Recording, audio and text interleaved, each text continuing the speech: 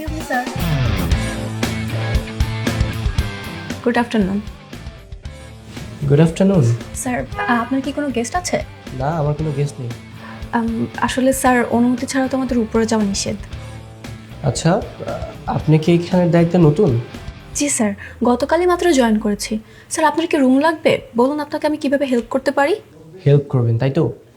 আচ্ছা, 501 নম্বর রুমের কিটা দেন, আমার রুম বুক করা আছে। ঠিক আছে স্যার।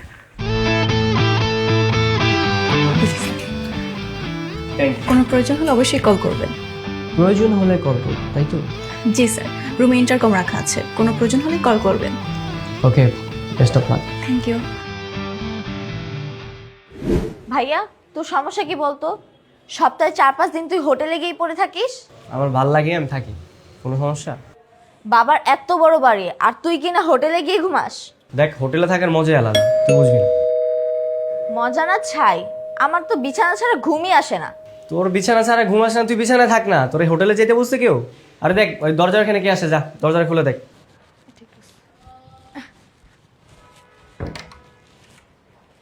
আরে তুই হঠাৎ না বলে চলে আসলি, আয় ভেতরে আয়। কি রে, নতুন চাকরি কেমন লাগলো? একদম জঘন্য। কেন, কোনো সমস্যা? আমি তো তোর রেফারেন্সে জবটা নিয়েছিলাম। হ্যাঁ, এখন দেখছি জবটা না আমার জন্য সবচেয়ে বড় ভুল ছিল। সমস্যা হলে আমাকে বল, আমাদের নিজেদের হোটেল, কেউ কিছু বললে সেটার বিরুদ্ধে ব্যবস্থা নিতে পারবো আমি। না না, তার আর কোনো প্রয়োজন নেই। আমি গতকাল রাত্রে জবটা ছেড়ে দিয়েছি। কি বলিস? আমাকে না বলেই তুই ছেড়ে দিলি? না ছেড়ে কি করব? কোন এক বাদর ছেলে হোটেলে রুম ভাড়া নিয়েছিল। সে আসতে না আসতে আমাকে একটার পর একটা কাজের হুকুম দিচ্ছিল। আরে বাবা, আমার তো রিসেপশনের কাজ, রুম সার্ভিস দেওয়া কি আমার কাজ, তুই বল? বাদর? হোটেলে বাদর আসবে কিভাবে? দেখতে মানুষের মতো, কিন্তু তার কাজকর্ম সব বাদরের মতো। হনুমান কোথাকার।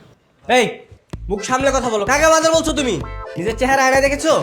আপনি আপনি এখানে কেন? আপনি তো সব নষ্টের মূল। আপনাকে তো আমি এই চুপ। বাদর বলছো না তুমি আমাকে? এখনই সরি বলো, সরি বলো। সরি, আপনাকে কোনোদিনই নয়। কি রে, তোরা কি শুরু করলি? ও গতকাল কি করতে জানিস?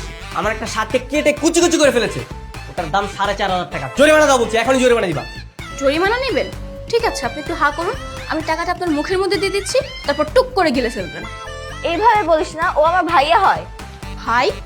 এই বাদরটা তোর ভাইয়া? তুই জানিস না আমার বড় ভাই আছে, এটাই তো আমার ভাইয়া। তোকে যে বাদরের কথা বলেছিলাম, এটাই সেই বাদর। তোকে আর বলে কি লাভ?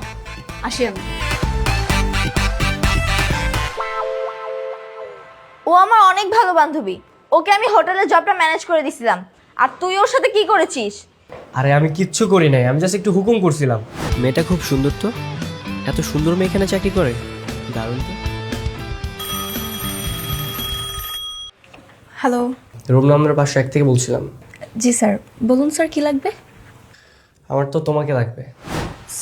সরি স্যার, বুঝতে পারিনি। না, আসলে টেলিফোনে অনেক কিছু বোঝা যায় না, তুমি উপরে আসো, তোমাকে বোঝাচ্ছি। Okay sir. হাউসকিপিং, 501 নম্বর রুমে কি লাগবে একটু দেখুন তো।